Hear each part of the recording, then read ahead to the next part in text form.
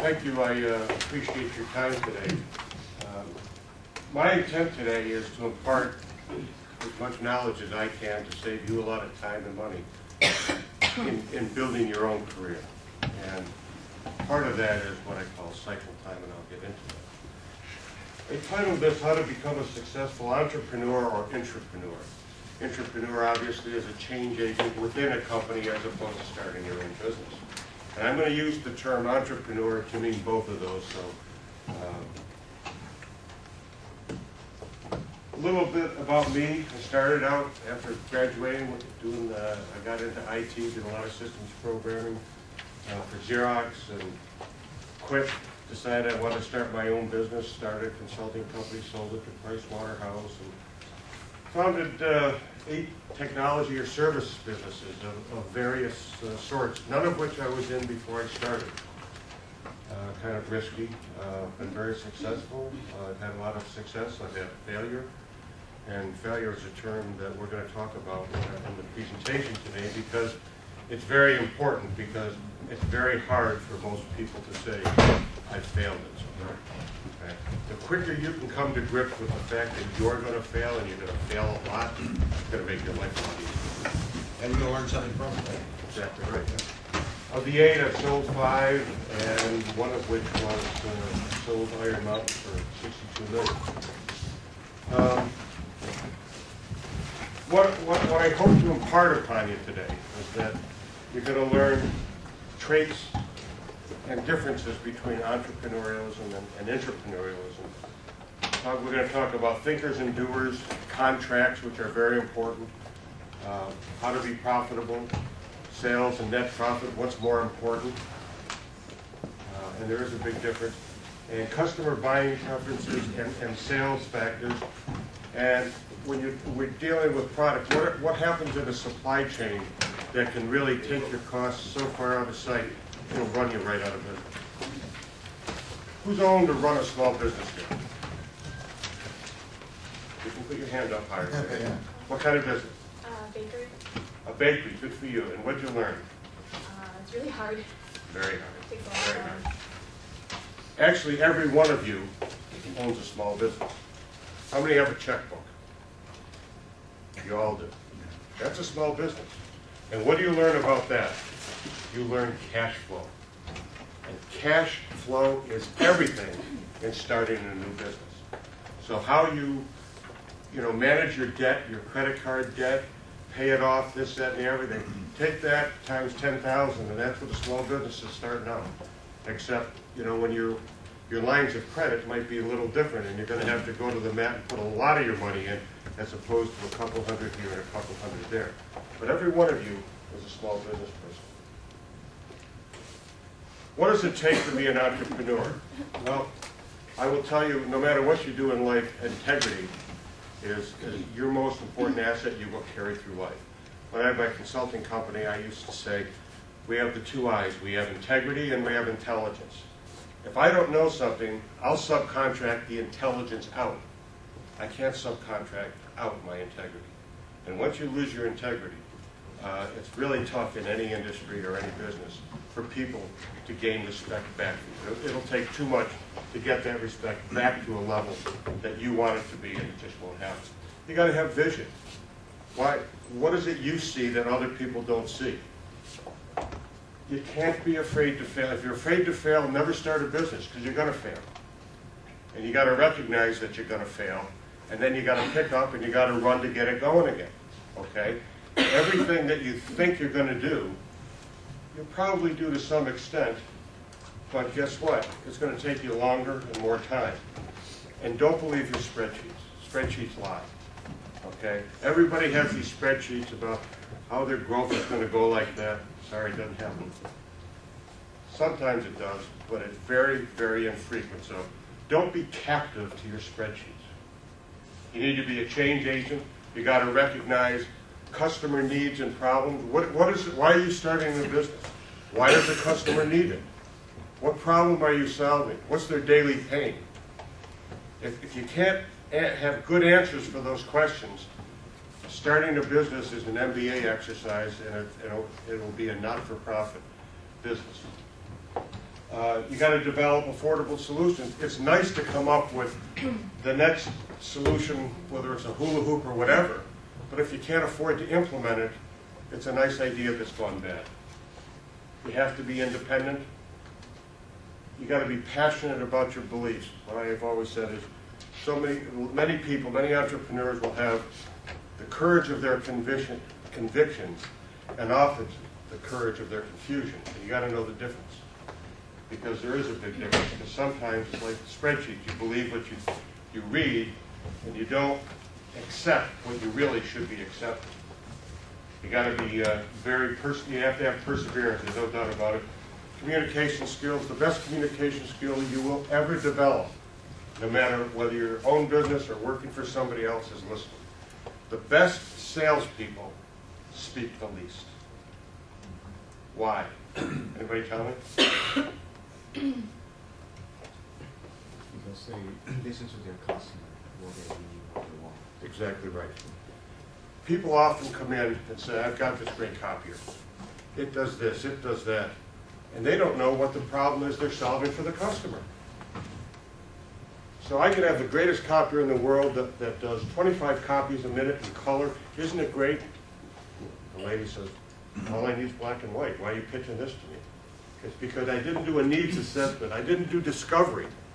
So I don't know what problem I'm solving when I'm selling a product or a service. So you need to listen before you speak, especially in sales. But listening will be one of your greatest communication. You might say, just to recap what you said, find out what you don't know versus talking about what you do know, right? Well, exactly, because you know the value proposition for the product or service you're selling. Yeah. But how does it fit into their daily pain? And if you can't answer that question, they're not going to buy from you. You have to have the ability to admit that you don't have all the answers, and don't worry about what other people think. If you do, don't become an entrepreneur. Because many people, 99% of the people are going to tell you, don't get into it, don't do it. And why do you think they do that? Because they wish they had the gumption to do what you're doing, but they won't. Success is measured in many ways, and I always tell my nieces and nephews, life's a series of ladders, and most people don't want you on a rung above them. Whether it's the clothes you wear, the church you go to, the club you belong to, the car you drive, the neighborhood where your kids go to school, it doesn't make any difference what it is. Most people don't want you on a rung above them on that ladder. And that's why most people will tell you, don't do it, because you're going to fail. And a lot of times it's because they don't have what it takes to do it. It's not a problem. Most people don't. It's hard. It's very hard. But if you're influenced by what other people think, go work for a company. Yep. What's the difference between an entrepreneur and an intrapreneur? Well, the risk that's taken for an entrepreneur is huge, mega, because it's their whole life. An intrapreneur is minimal because for salary, they got salary and benefits. If you're an entrepreneur, you probably don't. The investment is the entrepreneur has their own money invested in this. The intrapreneur is using corporate dollars. The reward for the entrepreneur can be, and it's a big can be, a very big potential. It could be a little potential. It might fail, okay, which most of them do. So the end game is much bigger for an entrepreneur than an intrapreneur. And the ability to execute the solution is key. If you're an entrepreneur, you got the green light. The only thing stopping you is the person you're looking at in the mirror in the morning. If you're an intrapreneur, you're constrained by politics and other priorities. People will say, this is great, we got to do it. And then in 6 months, when you got the greatest solution, well, we can't afford it, so thanks, and off you go, and you go back to your job or whatever you were doing. Problem thinkers versus doers. And you're one of the two. People who think about a solution, thinkers will come up with 95% of the solution the first day. And then they'll ponder for the next 2 years coming up with the final 5%. right? So in 2 years, they'll have the perfect product that nobody wants or will buy. A doer will come up with 60% of the solution the first day, and go out, make it, and sell it in 2 years. They own the market. People don't want a perfect product, okay? So don't overthink the solution. You're not going to get it right the first time anyway, okay? So consumers don't care about 100%. They want something that's, you know, as long as it's affordable and it meets my needs and I can save something, I'm interested. So you want to get it to market, listen to your customers, revise it, change it, and then make it better. But don't overthink it. It's one of the biggest problems entrepreneurs have is they overthink the solution. They got to make it perfect.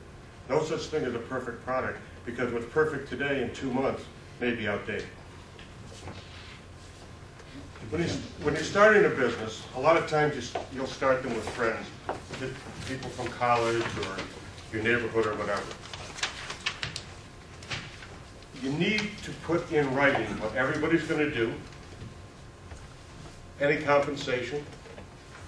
You need to do your divorce agreement before you start. In other words, something's going to come up, you know, your prenup, exactly. So you got to do a prenup. When somebody decides they're going to get out of the business, how are they compensated for what they've done so far? Okay? And it's all going to happen, okay?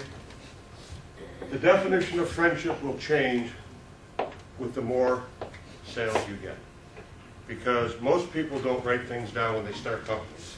You know, we'll all figure it out at the end, is what somebody's going to say. Well, guess what? When you start making money, the definition of friendship changes. Because you're going to say, hey, wait a minute. There's 4 of us. We're all going to get a 25%. But Harry, you didn't do squat. So you're getting 5%. And Mary, you really didn't do what you were supposed to do. You're getting 5%. And Jimmy and I are going to take the other 90% and split it. Well, you can't do that. We're all equal partners. Well, unless you got it written down, somebody's going to court to get it squared away. Now, if it's a failure, which most startups will be, or you won't meet your success targets that you thought you could, it won't matter. But believe me, I always say, when people are going to say, well, Smith, why do I need a contract? Don't you trust me? Of course you trust me. But I always say, in God we trust, all others have contracts. Okay? And the reason contracts are important is, let's say that the venture is super successful. And you want to sell it. Whoever's going to buy you is going to look at all your contracts. And if the contract that you struck with your neighbor next door for software support was very favorable to them, but not favorable to the company may not buy you because that contract, they can't make any money on buying you out. So you want to make sure that the contracts that you sign with whomever are assignable to others, and that has to be in the contract. Okay, otherwise you'll never be able to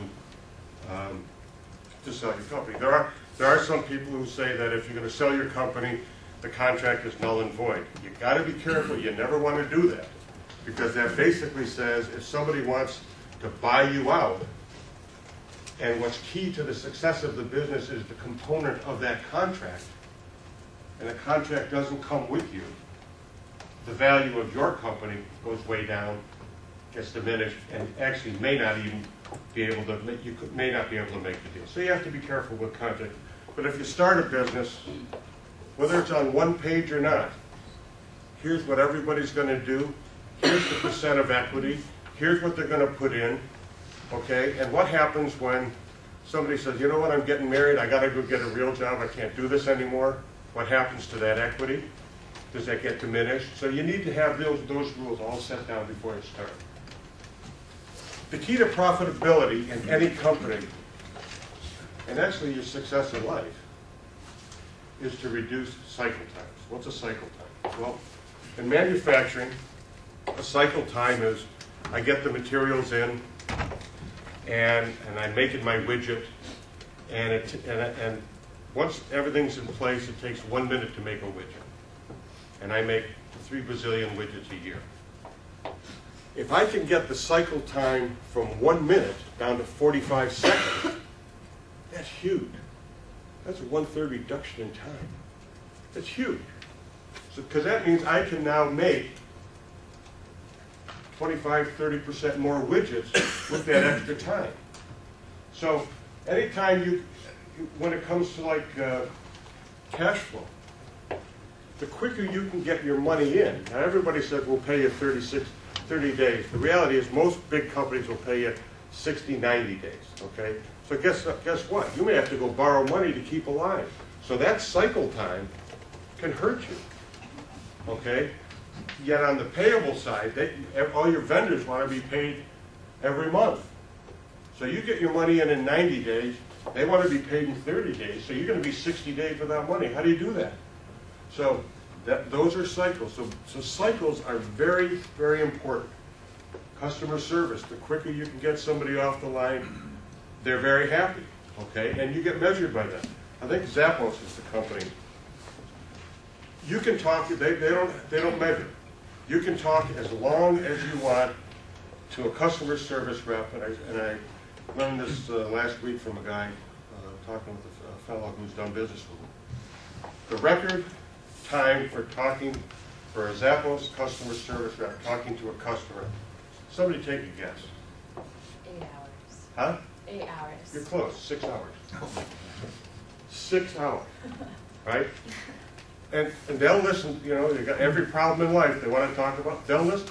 They are trained and empowered to be able to solve your problem. You're calling up, you know, I got brown shoes, I wanted black shoes. Okay. We'll send them back, and maybe they might talk for 30 minutes because, you know what, maybe I'll just buy another pair of shoes that are black and I like the brown. Who knows, right? But they engage the customer. So, but those are cycle times. The longer that takes, the more it costs your business, okay? Restaurants. You sit down, the whole key, I've owned a restaurant, I know. The key to a success in restaurant is not only, you can't be successful if you don't watch your inventory, but you want to turn your tables. So from the time you sit down till the time you leave, if I can shorten that time span, I'm going to make more money because instead of 2 turns a night, I might be able to get 3. Okay? Now, some people want to sit down and have a 4-hour dinner. That's okay. Most people want to sit down, enjoy their dinner. They don't want to be rushed. But if you can get the food out in 10 minutes versus 20 minutes, you get another turn of the tables, that's huge. It impacts your profitability. It applies to every product and service, and it definitely impacts investor ROI. The shorter the cycle, the more money you'll make. Just remember that. Anytime you shorten the cycle, okay, it does. And the other thing is, when you get into a business, if you can create, you want to create annuity opportunities. What's that mean? Paychecks. Everybody familiar with paychecks, payroll processing company? Why? Somebody say no? Okay. Why are they successful? There's a government need, and I was a business partner with Tom Golisano who started those in another business. And he always told me, if you can get into a government-related business that has regulation wrapped around it, like payroll, you've got a business for life. And he's right, absolutely right.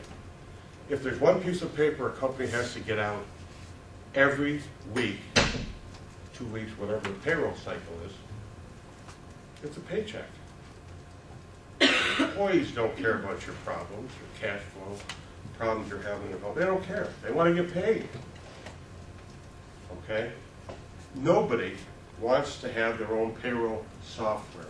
Keeping that up to date is unbelievable. So a payroll service is the best investment a small company can make. Absolutely the best, okay? But anything that creates an annuity, software systems that are cloud-based, that are every year your customers have to pay you, okay? Because once they're in forever as long as you do things right. You make improvements to the system, you listen to them. What do I need to make this better for you? What makes easier in your life. And by the way, what they need this year could be different than next year based on a lot of different exogenous factors outside of what they're doing. So you always want to look for annuity opportunities. The other reason you want to look for annuity opportunities is your cost of sales are now spread out over n number of years. If you're selling a one-off solution, your cost of sales are huge because you got to do all the sales effort up front. Somebody does, whether it's you or a distributor, and then you sell it, and then they're done. Then there's no more revenue. Okay, so unless you've got a series of one-offs that you can sell to the same customer base, okay, which would then spread that initial cost of sales over several products, it might make sense. So, and that goes to product mix, which we're going to talk about. Any questions so far? If anybody has any questions at all during this presentation, put your hand up and stop. What's more important, sales or net profit? Anybody? If you don't raise your hand, I'm going to select somebody. That's what I do. Go ahead. Yes. Net profit, I think net profit is more important. Can you speak up? I think net profit is Why? more important because it doesn't matter how many you sell. If you're not making enough money at the end, it doesn't matter. Okay. Who else? Anybody else think it's sales? Okay. The answer is you're right, but it's also sales. It depends on the stage of the company. Okay. When you're starting up a new business, whether it's a startup or it's early stage, sales is everything. Okay. If you don't have any sales, it's very difficult to get anybody to invest in you.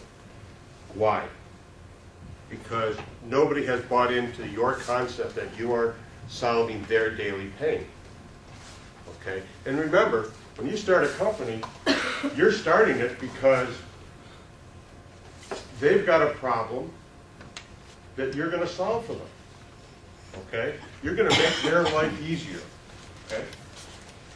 When you get into a growth in an established company, net profit is more important because your shareholders want a return on investment. When you start a company, the people who invest, they know they're not going to see money out for 2 to 3, 5, 6 years sometimes. And if you're into medical,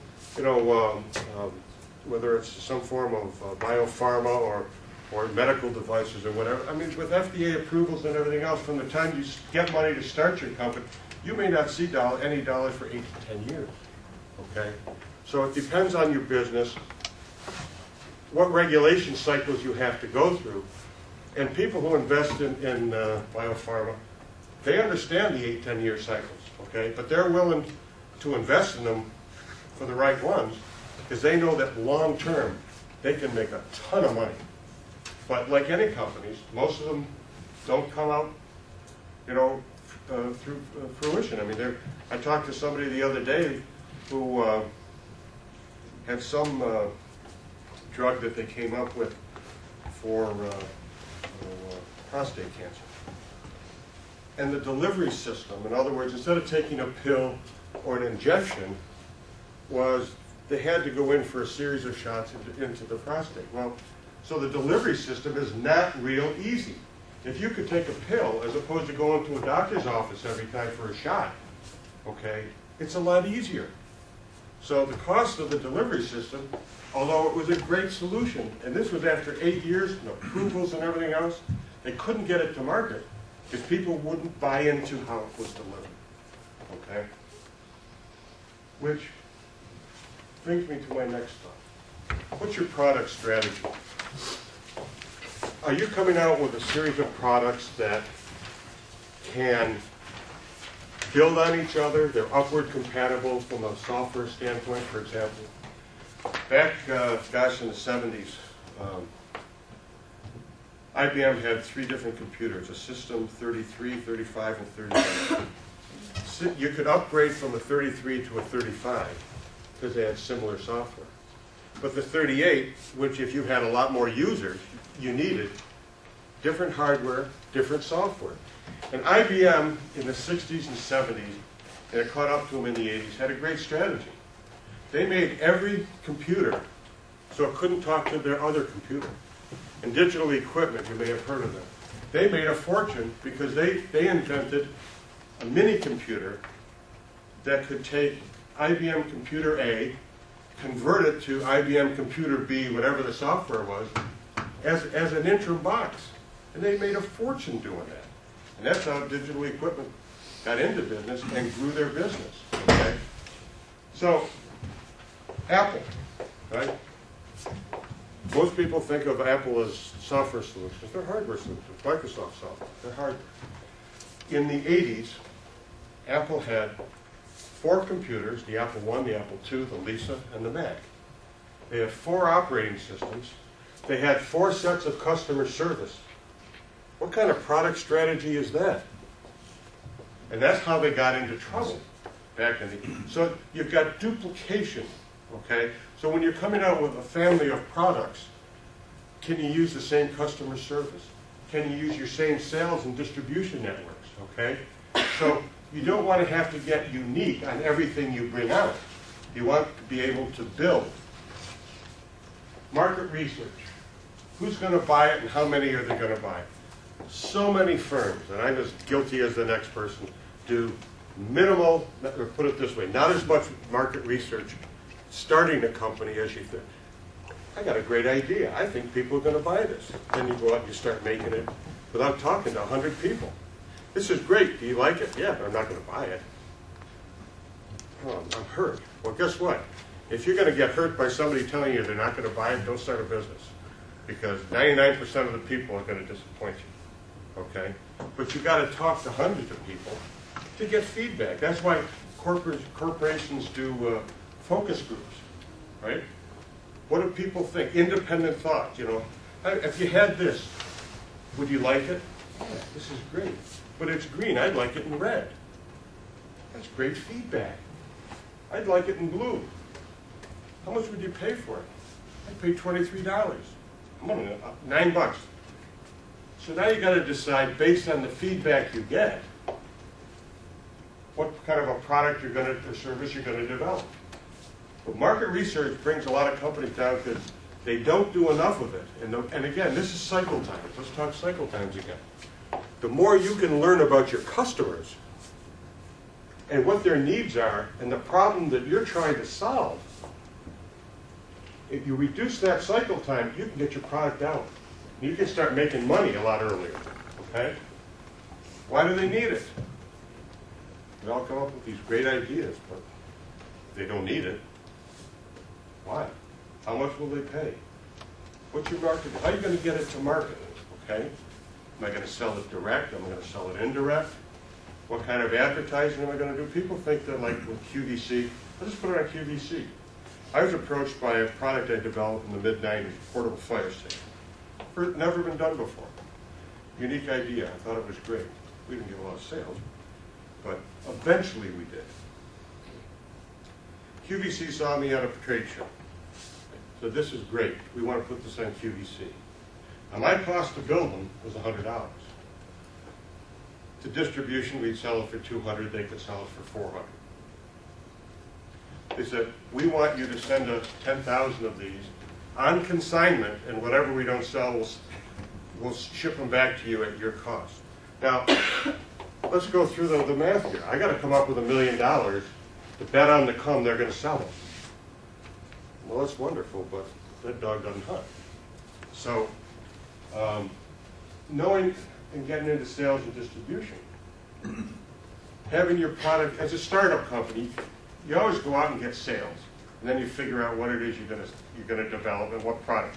Most people think I've got to have the perfect product before I can even talk about sales. No. Go out and see if somebody buys into your idea, buys into your concept, then figure out how to, in parallel, figure out how you're going to do it. When somebody says, I'll take 20 of them, then make sure you got a plan in place so that you can go execute them. What industry channels are you going to use? A computer channel, QVC, direct sales through your website. All of these are very important because once you get into sales channels, like selling through Apple. It used to be Circuit City and CompUSA who were all out of business because the bricks and mortar just went down the tube because everybody could buy everything online. But knowing how you're going to sell, every time somebody touches the product, you make less money. You're going to get less money because now they want a piece of the share. So one of the things back in the 90s was the computer channel. How do you set your manufacturer's suggested retail price? In the computer channel, people always used 4x UMC, whatever the unit manufacturer cost was, $100 times 4. That's what the computer channel was selling for. Office Products was 5x, because people want to offer 40% off a list price. So, well, 40% off a list price on $400 means I got to sell it for what, $240? Cost me $100. On top of that, I got to buy shelf space.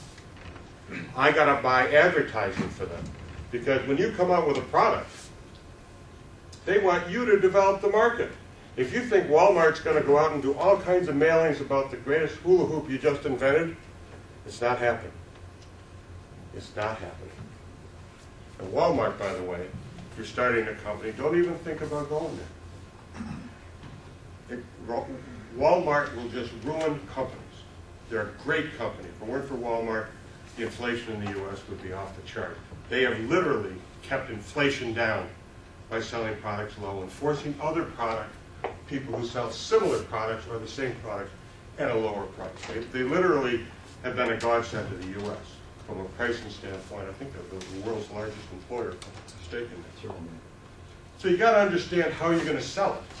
Okay, software apps. A lot of people do it. I'm sure a lot of students here, like they do over at RIT, have software apps they'll put up on the Apple Store or iTunes Store, whatever it's called. That's a great, first of all, if you got a business to do that, it's not easy to get investment, but as an investor, I know within a year whether I'm going to make money or not, because let's say it takes you 6 months to develop it, you put it up on the Apple Store, within 2 months, 90% of the sales are going to take place. So I know if I'm not, after that 2 months, if I'm not getting a good return on my investment, then I can, by the end of the year, write it off because I'm not going to get much more. Now, if you have annuity sales somehow on your product because you're going to make updates to the software, then that's another thing too. So understand who's going to buy it, what they're going to pay, understand what it costs you to make, and then you got to come up with how much money you want to make. Okay? And a lot of times, your sales channel is going to tell you what you're going to make. You can say, well, I want to make $200 on a $400 product. That's great. We'll buy it for $100. If you don't like it, then go next door. Costco wanted to buy my safes. And Costco, back then, I don't know if it still is, their whole business model was whatever I buy it for, I mark it up 10%. So if I buy a Mercedes-Benz for $50,000, that is, sells for $75,000, at Costco, I'm going to sell it for $55,000 because it's cost plus 10%. That's their whole business model. They've been very, very successful at it. Okay?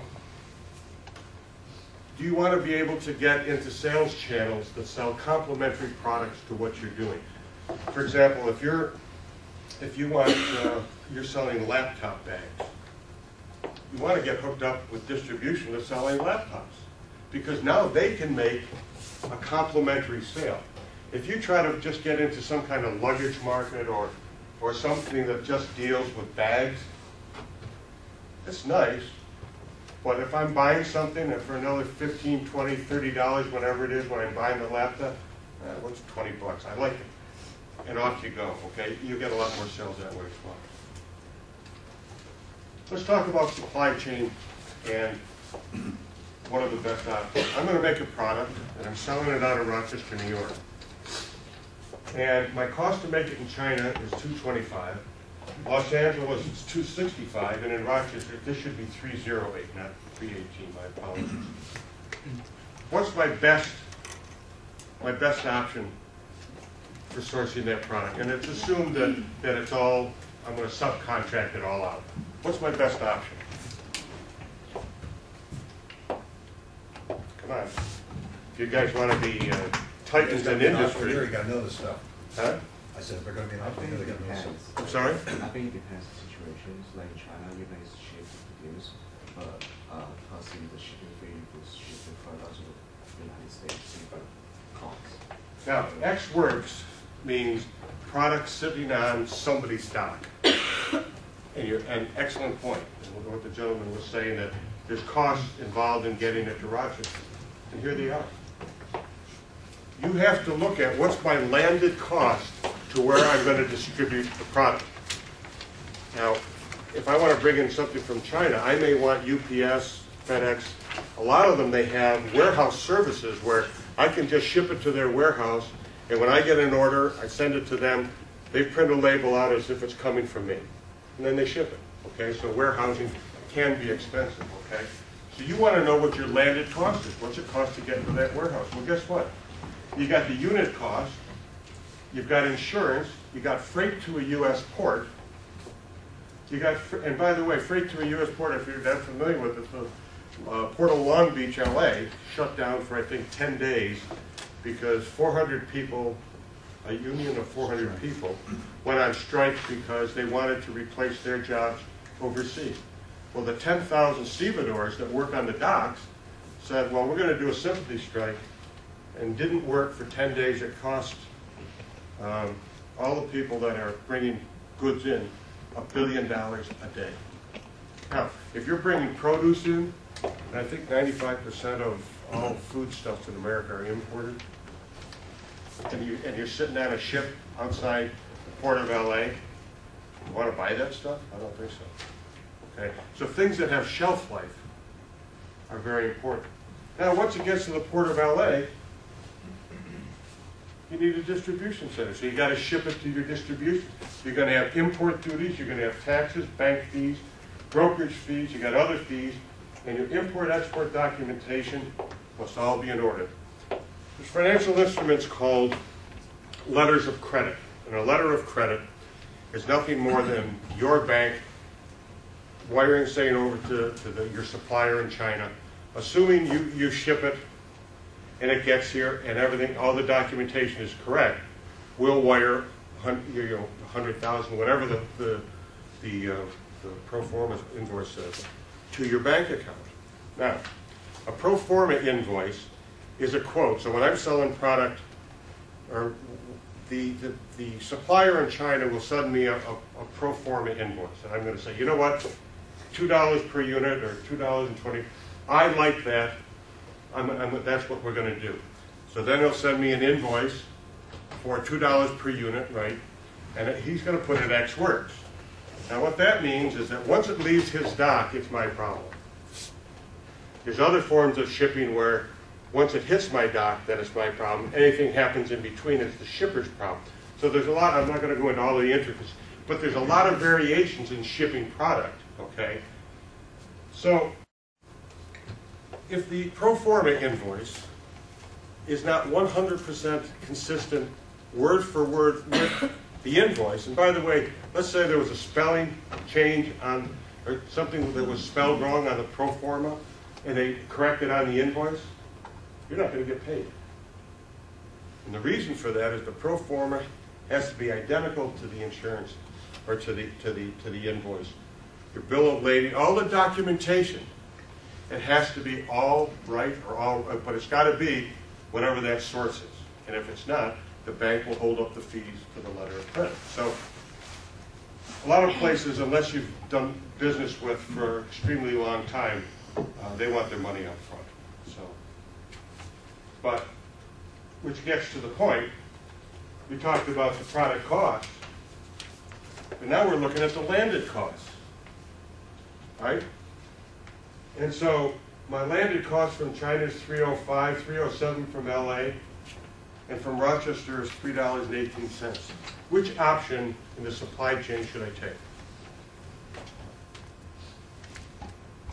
Come on, if you guys are going to run companies, you're going to get a little more active here. China. You should take China. Sorry? China. Why? It's the cheapest. Okay, it is the cheapest. Let's look at this over here. which option, okay? Which minimizes the most risk, which minimizes the time to market, cuts down our cycle time, right? And optimizes cash flow. Again, it reduces my cycle time. If I source a product out of Rochester, if I got a problem, I drive my 2 miles, my 5 miles, and I resolve it. It's harder to do in LA. It's almost impossible to do in China. And what can happen from the time this is shipped till it gets to my dock? A lot of risk factors, right? When it's coming from LA, that risk gets minimized, right? And when it comes from Rochester to Rochester, that risk is minimal. So just because the landed cost, and you're thinking right, okay, but when you consider all the factors involved, you're assuming that your shipment is going to come when it said it's going to come. You're assuming there's going to be no strike. And so if you need a component that you absolutely have to have, and all of a sudden it's late by a week, what's that do to your supply chain? Right? If you can't make your widget without it, what's it do to you? Okay? So all of these you got to take a look at, and this would optimize your cash flow because you probably wouldn't have to pay all of it up front. This you'd have to pay all of it up front, okay? And this would be someplace in between, okay? So when you're sourcing product, when you're taking a look at your supply chain, it all depends on those factors. How do I minimize my risk, cut down my cycle time for getting the product to market, and optimizing my cash flow? And thank you for saying something, because everybody else was cowards here. Just kidding, just kidding. So it's more than just the landed cost. It's more than unit costs. It's only part of the solution. That's right. I mean, and you have to take a look at what's the aggravation factor in this. Now, if this was 225, boy, I'd have to take a real, and my volumes were huge, I'd really have to take a look at that. But the fact that it's, within 10%. Would most entrepreneurs jump on the China option? Most entrepreneurs would jump on what they can, would jump on this one, time to market. Okay. Because the quicker you get product to market, the quicker you get feedback, and the quicker people can say, I want more.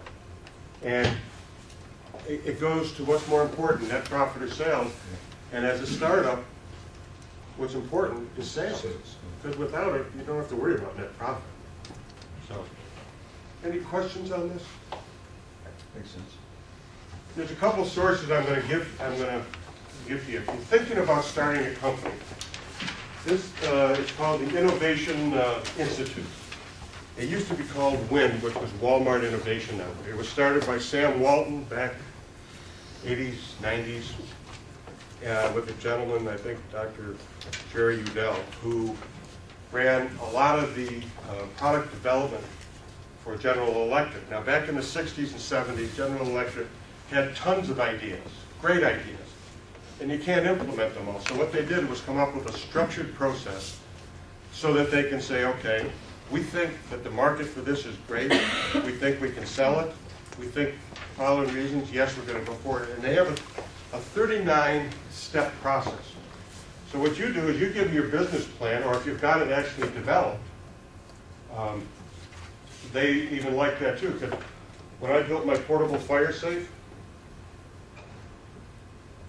I sent it to the guy. He took it into Walmart's and Sam's, and the guy at Walmart said, if I can sell this for $99, I can sell 1 million of them. Now, I don't know if it was 1 million. I don't know if it's 100,000. I don't know if it's 10,000. It cost me 100 to make them, so I'd have to lose $1 and sell. Actually, they would want to buy it for about 67 to sell it at 90. So I couldn't get my UMC, my manufacturing costs down to do that. And I used to build these in my garage. I sold them into 40 countries around the world. And this was before email was prevalent, with little advertising card decks and with faxes and trade shows and things of this nature. So, but they will take your idea, and by the way, it's very self-serving. because the guy told me that 1/7 of every product they evaluate, they either take to Sam's or Walmart to see if Sam's is interested in selling it. So, although Sam was a great guy for innovation, he had his own interest at heart as well. And it's okay. For $250, it's a cheap way to get an objective assessment as to whether or not you have a shot at being successful with your product. Very cheap.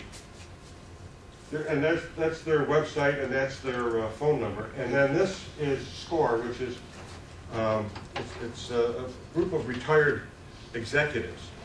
And almost every major city has them. And here's a website link. And this website link will tell you about what it takes to start a business, how to do a business plan, how to think about financing. And by the way, anybody who writes anything about financing a startup, it's all BS. The reality is if you don't have a rich uncle or somebody who call them fools, family and friends, that's how you start a business. People will give you money, might add up to $100,000, $50,000, whatever it is, to get you out of the chute. And also to get rid of you so you can stop bothering them. But that's what you need to start a company, unless you're independently rich, which I would assume that most of you guys probably are. Not yet, I think.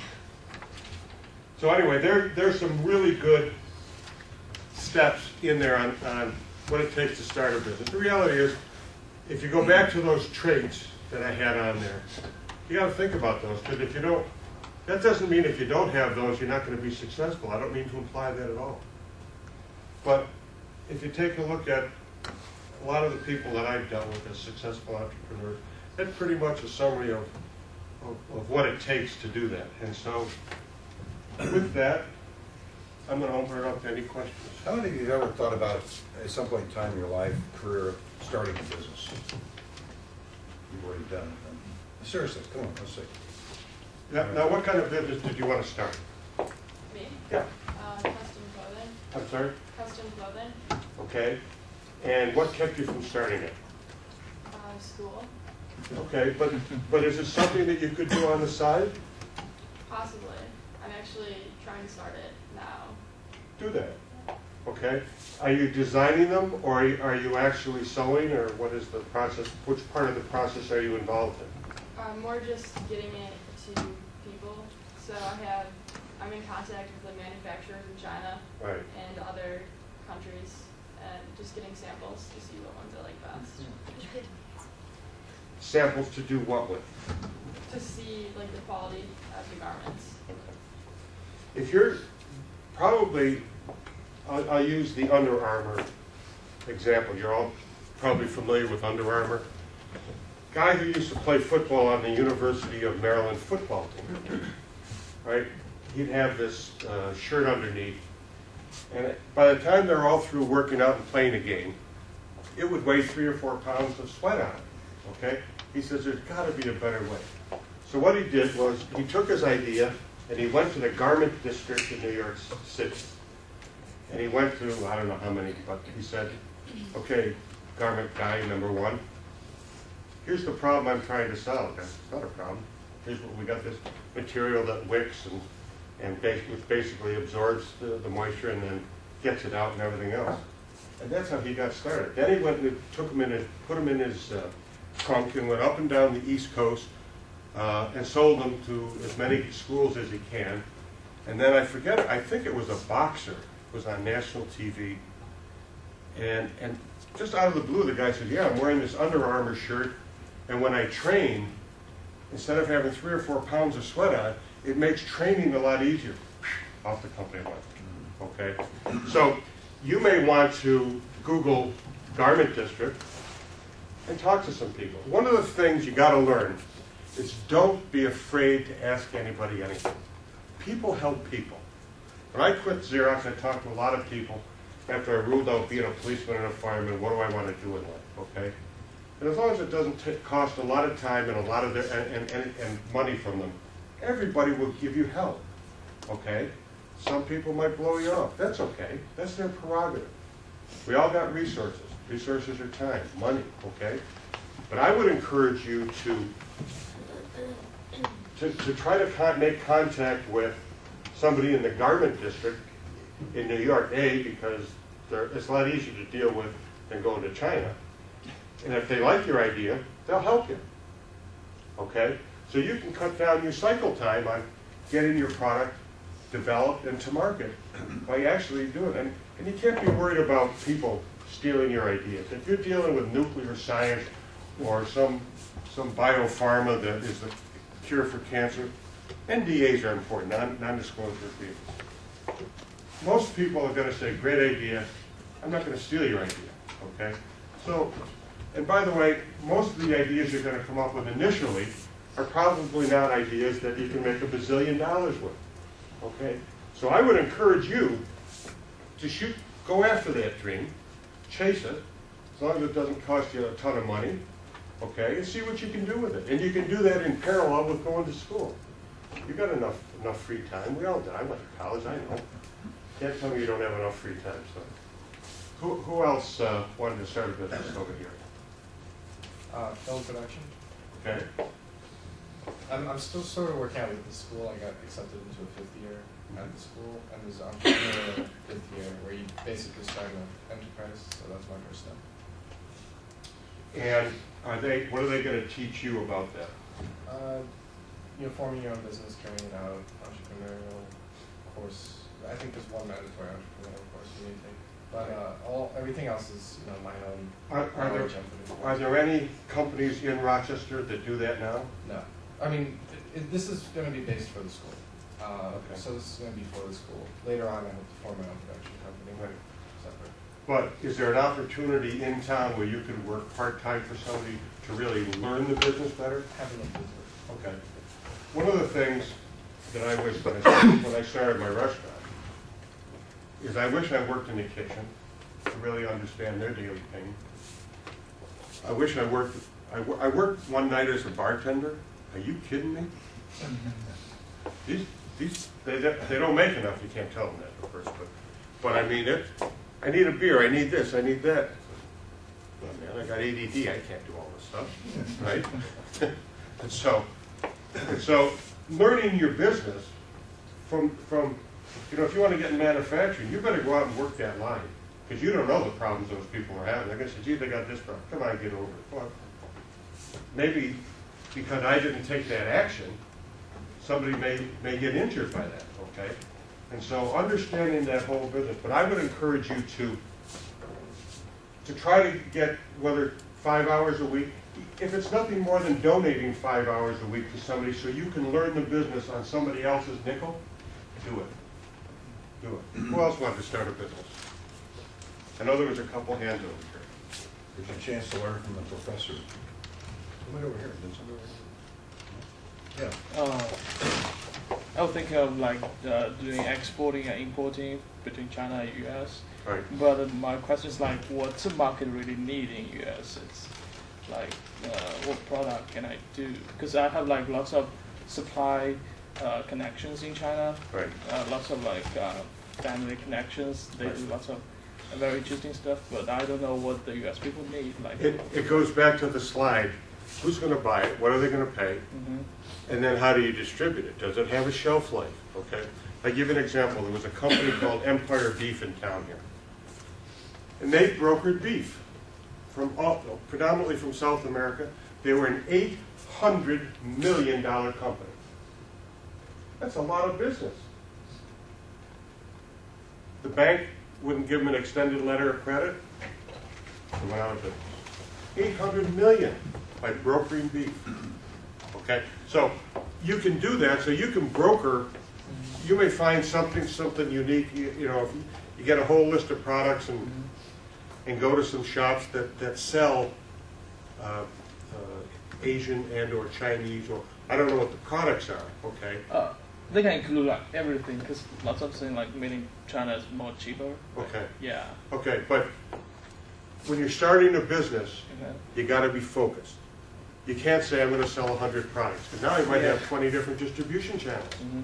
So focus on a set of products that can be sold through one distribution channel.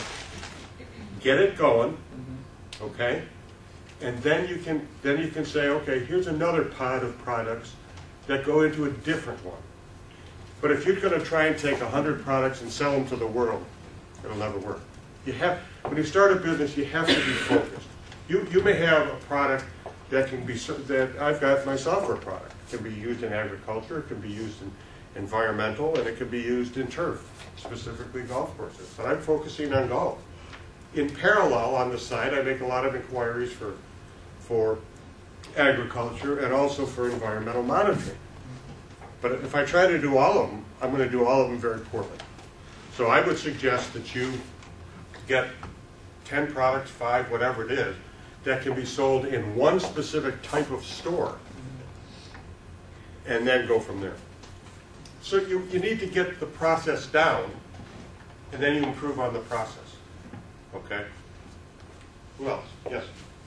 I got an idea of like starting a third-party payment method, like PayPal and like Alipay, something like start in the like third countries. Third world countries? Like Indonesia, like India, like who has a big background, but I mean there's like not very like united. Okay. But I mean, I think it's a big pie because like as soon as there's people paying with it, you can make money with it, and there's definitely people paying. Okay, how are you going to compete with companies like Square and other technologies where you just plug it into your iPhone and go like this and it's done? Because like there's still not this method in that countries. Like I even know that. As long as they got a cell phone, they can do it. I mean, they even lots of countries they don't even have a smartphone. Like people, they still don't even have a smartphone. I mean, So they don't have the technology available to them to be able to do that. yeah, but they're like soon going to be connected with the internet. As soon as they got internet, they can use it like something like. Okay, good point. Now, but using that's a very good point. Now, to use PayPal or equivalent, you need a computer. So you still need access to the internet. With the Square solution, right, you swipe a card, you need cell access. And you're going to find cellular access a lot easier than you are internet access when you get into second and third world countries, right? I'm not discouraging you, okay? But what you need to do is understand how they're doing it now, okay? And by the way, when you get into countries in Africa, there's parts of Africa that don't have electricity, don't have cell, don't have anything. Okay? So if you want to do any kind of transmission, it's satellite, which is very expensive. Okay? So pick the market or markets. Now India is great because India is one of the most advanced countries in the world. I mean, their postal system's been up for like 150 years, probably one of the most successful postal, and most of the people speak English. Okay? Whether or not they have internet or cell access on where you're trying to sell it, who knows? Your thought is very good. There's a company called Harris Corporation in town. People may or may not know them.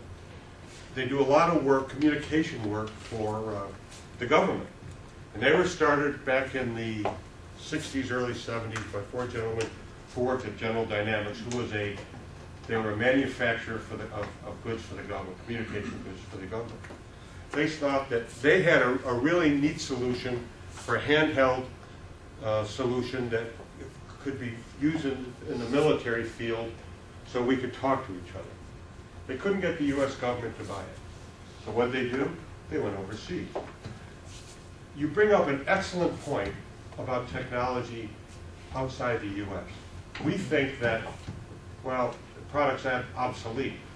There's countries out there that 3 generations before that they haven't seen yet. I don't know if anybody, you guys are too young for this, but I'm going to try anyway. They used to have reels of tape, like 11-inch reels of tape, okay? And that's how they used to store a lot of computer data. Now, they're not used in the U.S. anymore. Well, I'll guarantee you they're used all over the world because they can't afford new tape cartridges, all the new solutions, okay? So from a technology standpoint, you're spot on about what, I mean, people, if you can sell your product in the U.S., you might be able to sell it overseas, but maybe not because technology-wise, they may not catch up to that technology for 5, 10, 20 years, okay? So I think that's a great idea. I would suggest you understand the market, how the transactions occur, what the fees are, because once you get into international transactions, let's say you got a bank here, anytime you do a transaction, you're going to pay 3% international transaction fee on that money. Okay, so if I sell something for $100, credit card company is going to cost me a transaction fee plus an international finance fee of 3%. Okay, I use Skype. I'm sure a lot of people do. That's out of Luxembourg or Belgium, one of those, okay? So I get charged, I got my bill the other day, and it was like, I don't know what it was, it doesn't matter. But there was another charge after that, and that was for an international fee because it's outside the country. So using my credit card to buy something outside the country, I had to pay another fee on top of that. So I would, first of all, I always encourage everybody who thinks they want to start a company to go for the gold, okay? But try to do it on somebody else's nickel while you're working for somebody else. Cash flow is what it's all about. So if you're working for a company and at night you're developing your software, that's the best way to do it. To just quit a business and think it's going to work, just make sure you got 2 years in the bank to cover all your personal expenses plus all the expenses of the company. Okay? And most people, when they get out of school, they don't have those kinds of resources available to them. So learn as much as you can on somebody else's dollar. In parallel, chase your dream. You know, you can chase your dream of getting into the design market, okay? Whether it's the production end or whatever. Again, let's go back to that slide. Where is it easier to produce? Production should be the last thing you're thinking about. You need to think about your concept, how you're, whether it's women's clothing, kids' clothing, whatever you want to do, okay? Then, once you get your designs, you talk to the people in New York. They'll tell you where to manufacture it, right? They may say Mexico. They may just say, we got a sweatshop down the street. This would be great, okay? So, the production end, when you get into clothes, spend your time on your design and let somebody else take it to market. License your design to them, JCPenney or whoever. And you're going to make less, but you're going to make more. Because now you can go on to your next venture or keep designing clothes that they're going to sell through their distribution channel. Okay? Because you don't have any cost of sales anymore. Right? You don't have cost of distribution. You don't have to worry about cash flow. Right? You don't have to worry about, you know, is the ship stuck in a port someplace? I mean, the reason, Walmart, for example, Walmart used to bring everything in from China. They used to use a port. They used to consolidate all the freight in Shenzhen, which is just north of Hong Kong. And they'd take everything out of Hong Kong. They would go to the port of LA and then distribute it accordingly. Well, because the stevedores and the unions were so tough to deal with, they never knew when they were striking or everything else. They stopped going to LA. They ship everything now to the port of Houston. It takes 2 to 3 days longer to go through the Panama Canal. Okay? But they don't have union problems at the port of Houston. And they can get product in and through real quick. Port of Hong Kong, great example. Everything is automatic. It's electronic. A crane comes up on top of a ship, picks up a container, right? And it's all electronic, and it goes into some inventory slot, and they get every container out in 1 to 2 days. And that port is 1 mile, maybe 1.5 miles long when you drive by it. Okay? So don't think of your process. What are you good at? What are other people good at? You're not good at production because you haven't done it before. You're probably good at the design and the front end. And call some people down in their district. You'd be surprised how many people are willing to help you. Anybody else? I'm going to watch your time. Yeah. I'll stick around for a few minutes if anybody wants to talk. I appreciate you listening. Hope you learned something. And George has a copy of this. And if you want it electronically, I'm sure he'll be happy for it. Thank you.